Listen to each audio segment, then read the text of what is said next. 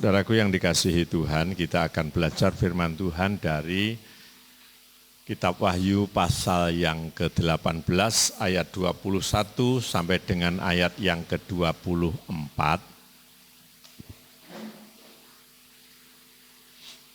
Kitab Wahyu pasal 18 ayat 21 sampai dengan ayat yang ke-24. Dengan perikop Babel tidak akan bangkit lagi.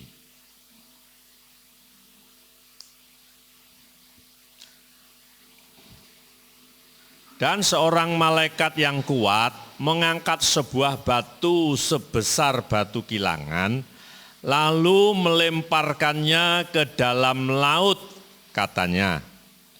Demikianlah Babel, kota besar itu, akan dilemparkan dengan keras ke bawah dan ia tidak akan ditemukan lagi. Dan suara pemain-pemain kecapi dan penyanyi-penyanyi dan peniup-peniup seruling dan sangkakala tidak akan kedengaran lagi di dalammu. Dan seorang yang ahli dalam sesuatu kesenian tidak akan ditemukan lagi di dalammu.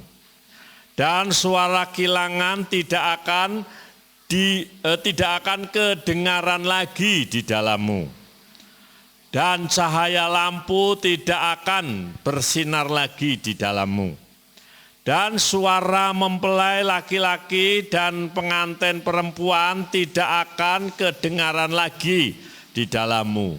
Karena pedagang-pedagangmu adalah pembesar-pembesar di bumi, oleh ilmu sihirmu semua bangsa disesatkan. Dan di dalamnya terdapat darah nabi-nabi dan orang-orang kudus dan darah semua orang yang dibunuh di bumi. Bapak Ibu, saudaraku yang dikasihi Tuhan, di dalam pelajaran yang akan kita renungkan pada saat ini, itu pertama tadi dikatakan seorang malaikat yang kuat mengangkat sebuah batu sebesar batu kilangan. Ini batu kilangan itu saya pernah melihat di sini itu dulu di tempatnya mertuanya Mbak Ria. Itu ada batu kilangan. Batu kilangan kangge giling deli. Itu sebesar bulatan drum ini kira-kira. Batu kilangan itu tumpuk dua, diputer begitu, deline moncek dewi. Itu batu kilangan. Kalau zaman dulu batu kilangan itu untuk melembutkan gandum. Itu batu kilangan. Ya, saudara bisa ketik di Google, saudara bisa tahu gambarnya batu kilangan itu. Ya sekarang gampang kalau saudara mau belajar di Google itu ketik batu kilangan itu sudah muncul. Ya. Besarnya seberapa itu relatif ya, ada yang 60 cm, ada yang sampai 70 cm, itu bulatan batu kilangan itu tumpuk dua. Jadi sekarang kalau mau lihat modelnya batu kilangan gampang, saudara yang punya HP khususnya yang Android, hampir semua saya rasa Android, itu ketik di Google itu batu kilangan muncul. Ya. Jadi di sini tadi dikatakan bahwa di ayat yang 21 itu, dan seorang malaikat yang kuat mengangkat sebuah batu sebesar batu kilangan, lalu dilemparkan ke dalam laut, katanya. Demikianlah Babel, kota besar itu, akan dilemparkan dengan keras ke bawah dan ia tidak akan ditemukan lagi. Kata tidak akan ditemukan lagi ini menunjuk kehancuran total. Ya, kemarin sudah saya katakan pembalasan kita adalah dari Tuhan. Kalau Tuhan yang membalas, itu tidak ada orang yang bisa menolong, dan kalau Tuhan yang membalas sendiri ngantek gepeng, ngantek lembut, kalau Tuhan sendiri. Ya, nanti kita akan lihat beberapa ayat di dalam yang kita baca ini, ya. Dan dikatakan batu kilangan ini, nah kita menemukan di dalam ayat 21 sampai dengan 23 itu ada 6 kali dikatakan tidak akan. Ya. Ini merupakan suatu, saudara bisa lihat ya, kata tidak akan itu. Dan tidak akan ditemukan lagi. Ini menunjukkan suatu kerusakan yang total, kerusakan permanen tentang Babel. Kalau saudara melihat di YouTube, kota-kota kuno yang masih ada, itu masih banyak. Antara lain Bethlehem, Yerusalem, Damaskus dan sebagainya masih ada sampai hari ini. Tetapi Babel itu tidak ada lagi. Ya, Babel itu letaknya di Irak. Tapi enggak ada, kota Babel itu enggak ada. Tapi Yerusalem masih ada, Bethlehem masih ada, tapi Babel sudah enggak ada. Alkitab menggenapi bahwa Babel tidak ada lagi. Ya. Jadi kata tidak akan ada lagi itu sampai ditemukan beberapa kali, 6 kali. Ya. Di ayat 21, demikianlah Babel kota besar itu akan dilemparkan dengan keras ke bawah dan ia tidak akan ditemukan lagi. Ayat 21. Artinya kehancuran itu kalau Tuhan yang sudah bertindak, kehancuran itu parah. Ya, sudah tidak bisa diperbaiki lagi. Dan itu sudah kita ketemukan mulai ayat 21 sampai ayat 23 itu 6 kali saya hitung. Saudara bisa hitung nanti. Ya, tidak ada. Sudah tidak ada. Apa saja yang tidak ada? Tadi kita sudah lihat yang tidak ada. Pemain-pemain kecapi, penyanyi-penyanyi, peniup-peniup seruling dan sangkakala tidak akan kedengaran lagi di dalammu. Dan seorang yang ahli dalam suatu kesenian tidak akan ditemukan lagi di dalammu. Dan suatu suara kilangan tidak akan kedengaran lagi di dalammu. Tidak ada sukacita, sudah hilang semuanya. Nanti kita akan melihat 3 hal yang membuat Babel ini dimusnahkan Tuhan. Dan itu jangan kita lakukan, saudara ya. Ini satu gambaran peringatan untuk kita. Babel sudah melakukan itu dan dihancurkan Tuhan. Peringatan untuk anak Tuhan tidak melakukan itu. Ya, sudah tidak ada lagi sukacita. Suara penyanyi enggak ada, peniup seruling enggak ada, tidak kedengaran lagi. Ahli kesenian sudah enggak ada. Bahkan cahaya lampu tidak akan bersinar lagi. Suara mempelai tidak ada. Enggak ada sukacita. Kalau Tuhan sudah menghukum orang-orang yang melakukan kesalahan fatal. Nanti kita akan melihat 3 kesalahan yang dilakukan Babel. Dan itu peringatan untuk kita. Ya. Tidak ditemukan lagi. Ayat yang ke-23 itu dikatakan, dan cahaya lampu tidak ada bersinar lagi di dalammu. Dan suara mempelai laki-laki dan pengantin perempuan tidak akan kedengaran lagi di dalammu. Sudah, tidak ada sukacita. Karena kesalahan yang dilakukan oleh Babel itu. Ya, kita akan melihat kesalahan yang mereka lakukan itu di ayat 22 dan 23 itu. kesalahan yang Babel lakukan sehingga harus dimusnahkan, itu karena yang pertama, bangga akan kekayaan, sombong, saudara, congkak. Dengan kekayaannya, dengan kekuatannya, dengan kemuliaannya.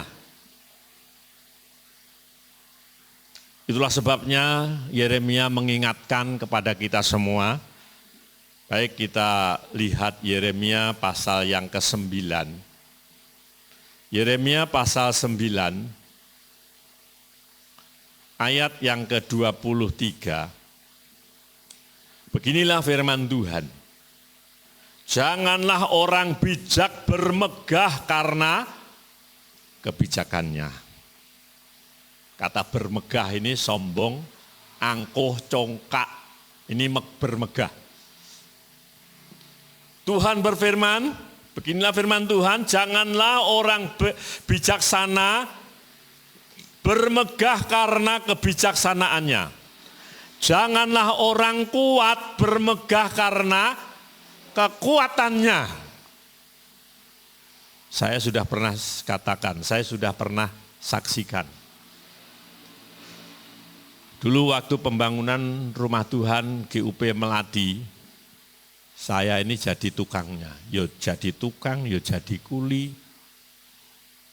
Ya. Kalau ada pekerjaan berat, teman-teman itu mesti iki bagiannya Pak Wi. Sing abot, sing angel, bagiannya Pak Wi. Gitu. Baik Pak Wari, Mas Pirno, Pak Jemu almarhum, Pak Jo, Pak Gianto, bukan Pak Gianto ini, Pak Gianto Karangsari. Itu kalau ada yang berat, misalnya gempur pondasi yang lama itu, ada pondasi yang keras, itu bagiannya Pak Wi. Saya dulu sampai pinjam linggisnya Mbah Kuat itu. Linggisnya Pak Kuat itu besar, linggis saya itu kurang besar. Ada linggisnya Pak Kuat itu rel sepur itu. Saya untuk gempur itu. Ya, junjung watu sing gede bagiannya Pak Wi. Tapi saya tidak terus sombong karena itu. Suatu saat saudara, Tuhan izinkan saya sakit. Gowo banyu sak ciduk. Segayung saja enggak kuat saudara. Mandi mau ngangkat air segayung aja enggak kuat. Dari situ saya belajar, kalau kamu kuat, jangan bangga dengan kekuatanmu. Kalau Tuhan sudah ambil, enggak ada yang bisa menghalangi. Dan saya waktu itu benar-benar lemah. Tidak kuat, ngangkat gayung saja enggak kuat. Makanya kalau orang kuat jangan bermegah karena kekuatannya. Janganlah orang kaya bermegah karena kekayaannya. Ya, kalau kita diberkati Tuhan, saudara bersyukur. Jangan sombong karena kekayaan saudara. Itu semua karena Tuhan. Ya, kalau saudara punya semua, mungkin yang lain enggak punya, saudara punya. Saudara bersyukur kepada Tuhan masih dipercaya untuk memiliki harta yang saudara punya. Jangan sombong, jangan bermegah karena kekayaannya. Dikatakan tidak kembali ke dalam Wahyu pasal yang ke-18 itu. Sudah tidak ada pemain-pemain kecapi, tidak ada penyanyi, peniup seruling, peniup sangkakala, ahli kesenian, enggak ada. Bahkan penganten aja enggak ada. Penganten itu biasanya digambarkan sukacita. Sudah tidak ada sukacita lagi, kegembiraan tidak ada lagi. Kalau Tuhan sudah bekerja untuk membalas. Ya. Bahkan cahaya lampu tidak akan bersinar lagi di dalammu. Dan suara mempelai laki-laki dan pengantin perempuan tidak akan kedengaran lagi di dalammu. Nanti saudara bisa catat, mungkin sambil begini, tadi malam saya itu begini. Kata tidak ada itu saya hitung-hitung itu begini. 6 kali saudara. dalam 2 ayat saja. Tidak ada, tidak ada. Ya. Ini satu penghancuran total. Nah, tidak ditemukan lagi di ayat 21 tadi. Ya. Dan ya tidak akan ditemukan lagi. Sudah total kehancurannya itu parah. Tidak ditemukan lagi. Nah, kita akan melihat yang pertama tadi yang membuat Babel ini hancur total karena kebanggaan, karena kekayaannya, congkak sombong dengan kekayaannya. Kemarin saya cerita kepada Agung dan Joshua. Di sini ada beberapa anak Tuhan yang cinta Tuhan. Saya ceritakan ada seorang ibu-ibu, dia sebetulnya kekayaannya tidak seberapa. Tapi kalau ada hamba Tuhan datang, dia itu bingung nih arepe gawani oleh-oleh. Setiap ketemu hamba Tuhan, saya pernah datang ke rumahnya di Embong Malang, di Surabaya. Rumahnya enggak bagus, saudara. Ya. Tapi kalau ada hamba Tuhan datang, sampai saya kalau diajak teman-teman ke sana saya sungkan, saudara. Ya mesti golek-golek nih ada apa, suruh bawa. Bingung nek gawani. Antara lain saya dikasih baju, dikasih kain, karena dia memang penjahit begitu ya. Digawani kelambi, digawani kain, bingung lek nyangoni. Saya sampai sungkan setiap kali ke Surabaya itu. Dan kalau ke Surabaya mesti suruh mampir. Kalau saya tahu, dia tahu kalau saya ke Surabaya tidak mampir, ketemu marah-marah, saudara. Tapi nggak penak nek mampir mesti bingung nih, sing di rumah. Dia senang sekali kalau kedatangan hamba Tuhan, cinta Tuhan. Setiap bulan uangnya dihambur-hamburkan untuk membagi ke hamba Tuhan itu. Waktu saya disuruh bagikan itu tak hitung itu 20 sampai 26 juta tiap bulan. Ya. Duitnya dikek-kek nih.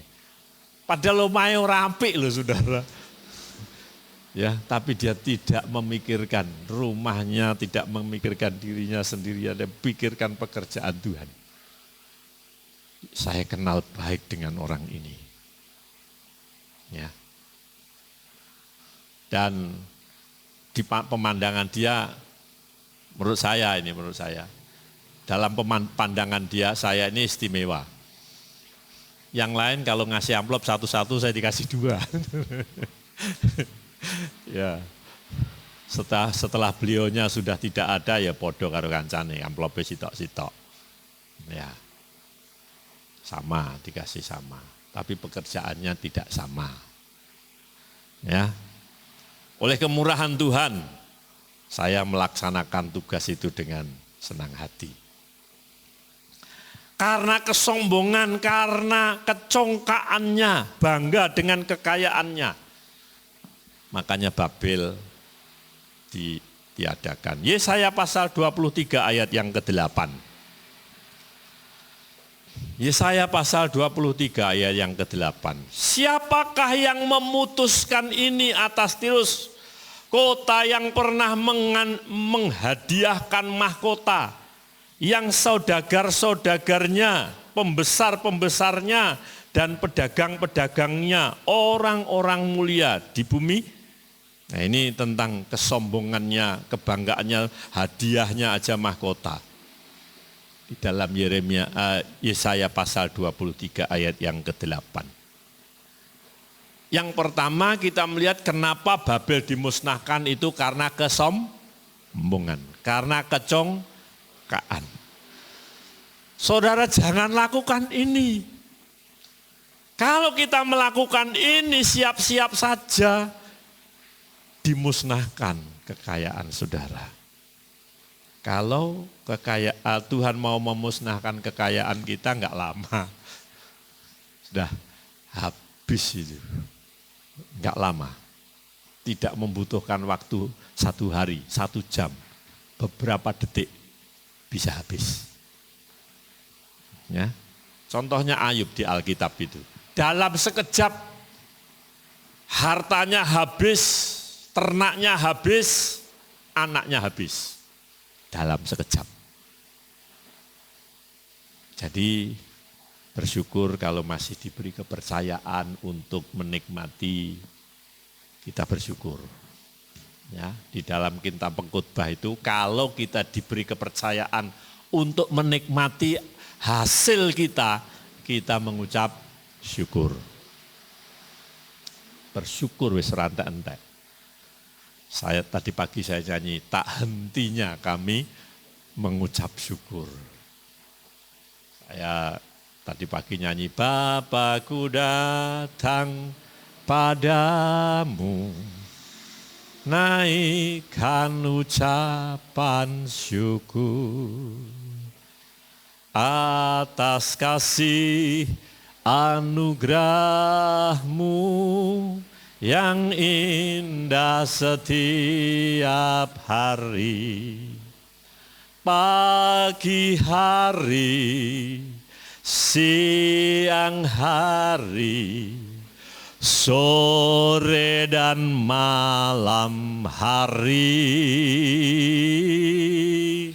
tak hentinya kami mengucap syukur atas kebaikan-Mu.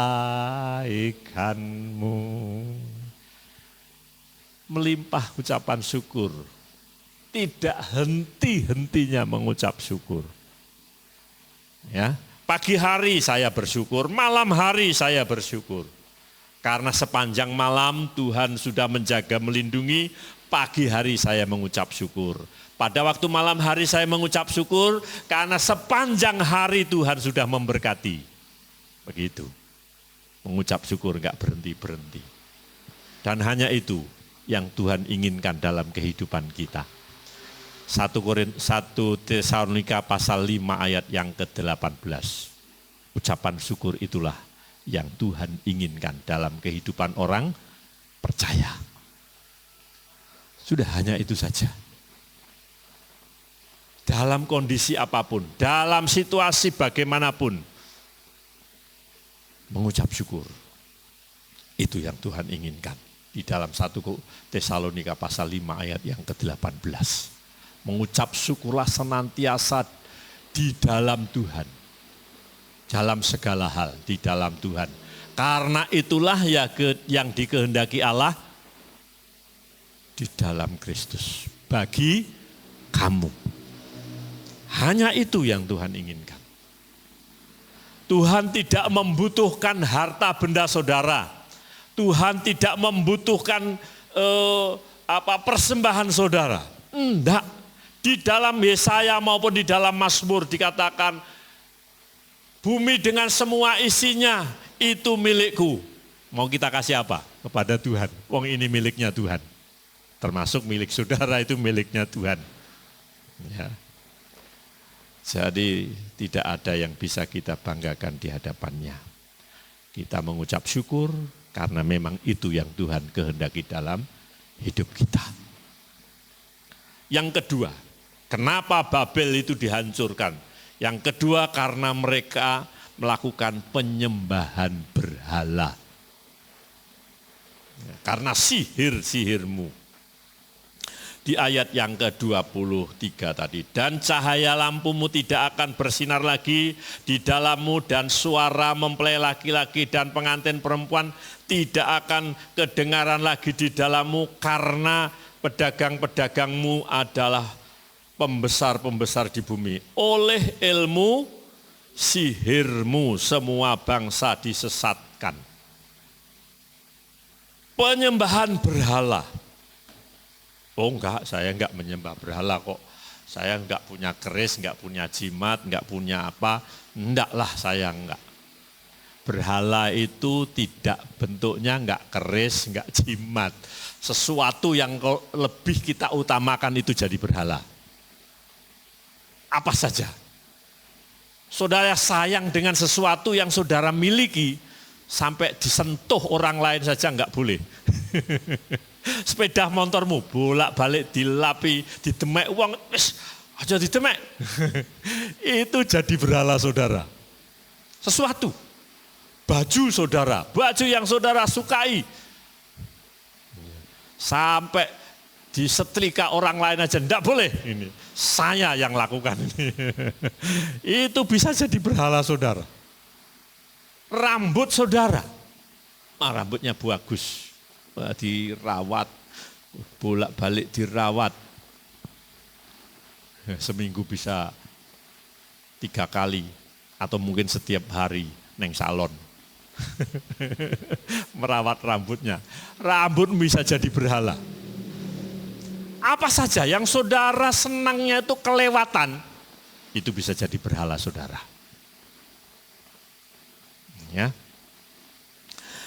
Mungkin kita tidak punya apa-apa yang kita senangi, tapi sesuatu yang membuat saudara melupakan Tuhan, itu bisa jadi berhala saudara. Misalnya, olahraga, hobi saudara. Yes. Dulu zamannya Mike Tyson, tinju, gereja ini mesti sepi, khususnya bapak-bapak. Wes, nek wayahe tinju Mike Tyson main, wes, gereja ini sepi. Sampai pernah ada bapak-bapak karena ya pengen lihat bola, ya pengen ibadah. Ibadahnya, rumahnya berdampingan dengan gereja. Atau mungkin sambil ibadah sekarang bisa saja buka YouTube. Karo ndelok bal-balan neng gereja. Pikir koyok maca firman Tuhan, basa pemain yang diunggulkan nih ngegol nih, saudara delok HP roh gol ning gereja. Karo ngrungokne khotbah roh gol, ora haleluya begitu.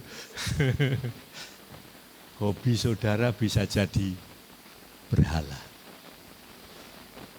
Apa saja yang saudara terlalu suka dan mengalahkan Tuhan. Saya dulu setiap pagi lari, setiap pagi. Sudah setiap pagi lah saya lari-lari. Itu olahraga hobi saya sampai sekarang.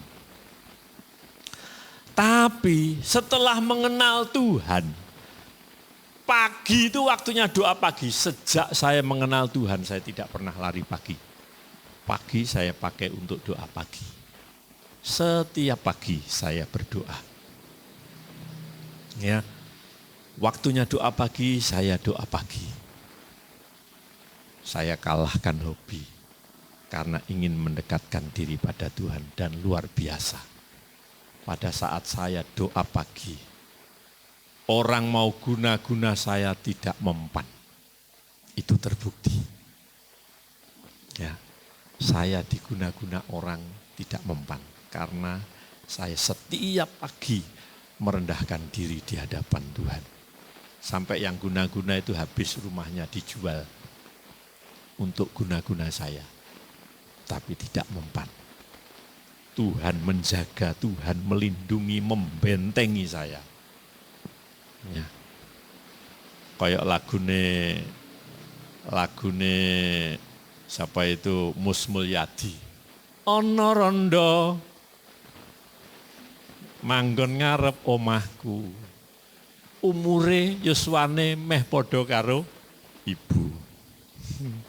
Itu tergila-gila. Tapi enggak mempan. Itu kasih roti ini dibalik nih katanya Mus Mulyadi. Kalau saya enggak, dikasih minuman, dikasih apa, saya makan. Pantesan mesti bau bunga. Saya makan, saya minum bau bunga. Tapi oleh karena perlindungan Tuhan, saudara, enggak mempan. Itu yang saya pernah rasakan. Jadi Bapak Ibu saudaraku yang dikasihi Tuhan, saat saudara sudah mengutamakan Tuhan, saudara jangan takut dengan apa-apa. Video yang dikirim Ibu di grup itu kemarin, ada orang yang mau dibunuh, suruh meninggalkan Tuhan.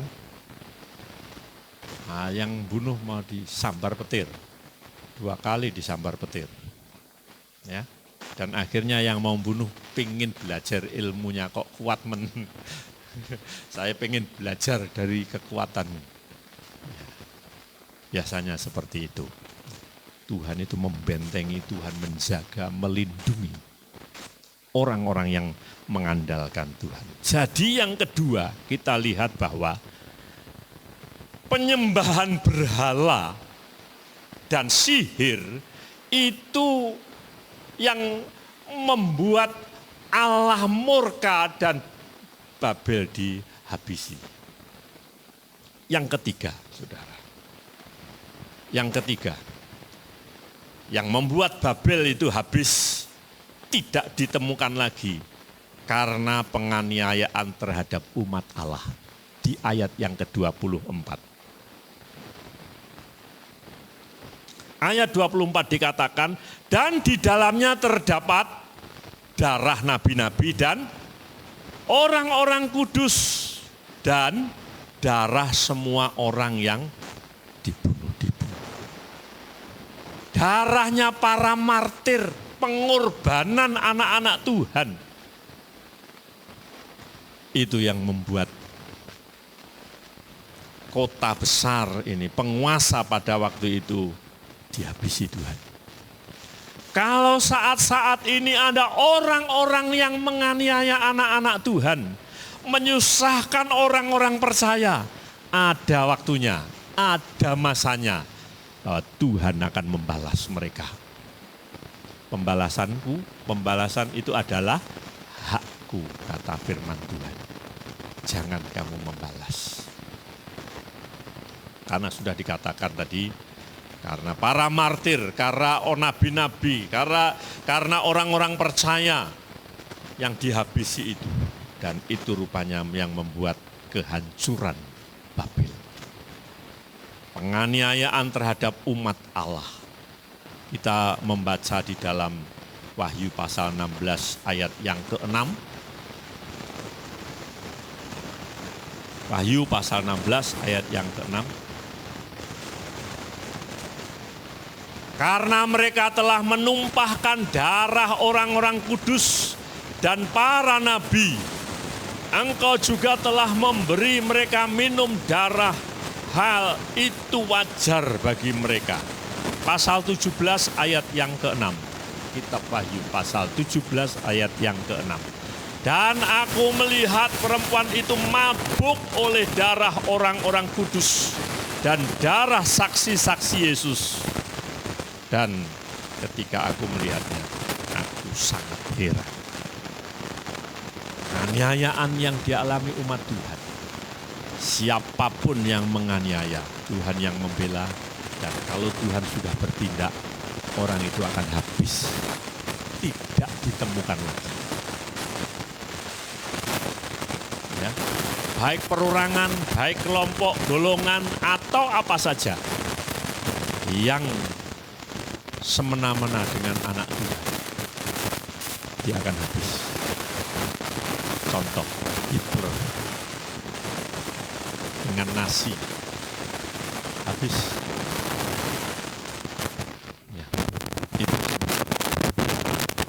Ya, siapa lagi? Orang-orang yang menganiaya umat Tuhan, umat pilihan Tuhan. Di Jerman itu orang Yahudi yang dibunuh banyak. 6 juta apa berapa? Saudara bisa lihat ya, di Google saudara. 6 juta orang yang dibantai di Jerman. Masih banyak lagi contoh-contoh yang lain yang seperti itu. Ya. Jadi Bapak Ibu saudaraku yang dikasihi Tuhan, penganiayaan terhadap orang percaya itu merupakan kehancuran orang yang menganiaya. Jadi sebetulnya kalau ada anak Tuhan yang teraniaya, ada anak Tuhan yang menderita karena tindakan orang tertentu, justru kita harusnya kasihan loh dengan mereka itu. Karena hukuman jelas sudah menanti. Kita doakan supaya orang-orang itu diampuni Tuhan. Bahkan diberi kesempatan untuk mengenal Tuhan. Saya teringat seorang guru olahraga yang melarang anak-anak Kristen beribadah kalau hari Minggu. Saya pulang pelayanan dari Jimbe, belum duduk Pak Ran, mertuanya Bu Kesia itu sudah nunggu. Pak Wi lari-lari sambil nangis, jenengan tindak Sumber, langsung saya berangkat ke Sumber. Anak-anak nangis, kenapa? Pak, katanya tidak boleh beribadah. Kalaupun boleh beribadah, tapi Minggu beribadah, hari yang lain suruh ibadah di agama yang lain. Kalau enggak dapat nilai. Saya ajak anak-anak, ayo berdoa. Suaminya Bu Kesia itu masih anak-anak, tak suruh berdoa. Ayo semua anak-anak berdoa. Serahkan gurumu kepada Tuhan. Karena firman Tuhan mengatakan barang siapa melarang anak-anak datang kepadaku, diganduli batu kilangan, cemplung nih ke laut. Itu hukumannya. Kita kasihan dengan guru itu. Ayo kita doakan. Anak-anak nangis, saudara. Benar, saudara. Anak sekecil ya sak berlian itu. Nangis. Melihat nanti kasihan gurunya kalau dihukum. Anak-anak nangis. Tak suruh berdoa, ya berdoa. Saya yang pimpin doa waktu itu. Seminggu setelah anak-anak berdoa, gurunya ini muntah darah. Dan dibaptis. Bukan dibaptis. Dirawat di rumah sakit baptis. Dibaptis. Dibawa ke baptis. Seminggu kemudian meninggal. Cepat sekali. Orang yang memusuhi umat pilihan Tuhan menghadapi hukuman seperti itu. Jadi kalau kita diperlakukan yang tidak baik, kita kasihan kepada mereka. Saudara jangan kasihan dengan diri sendiri, ya, kasihan kepada mereka yang memperlakukan kita tidak adil. Serahkan semua kepada Tuhan, Dia yang akan bertindak. Jadi 3 hal inilah yang membuat bangsa Babel itu hancur. Yang pertama karena kebanggaan, karena kesombongannya itu, ya, sombong karena kekayaannya sehingga habis. Yang kedua karena penyembahan berhala. Saudara jangan sombong, jangan memberhalakan sesuatu yang saudara sayangi, ya normal aja lah, normal, seneng ya normal saja. Yang ketiga karena penganiayaan terhadap umat Allah, ini yang membuat Babel habis, tidak ditemukan lagi. Jadi Bapak Ibu Saudaraku yang dikasihi Tuhan, mari kita serahkan semua permasalahan kepada Dia yang mengasihi kita, Dia yang ngatur kehidupan kita tepat pada waktunya. Amin. Tuhan memberkati kita semua.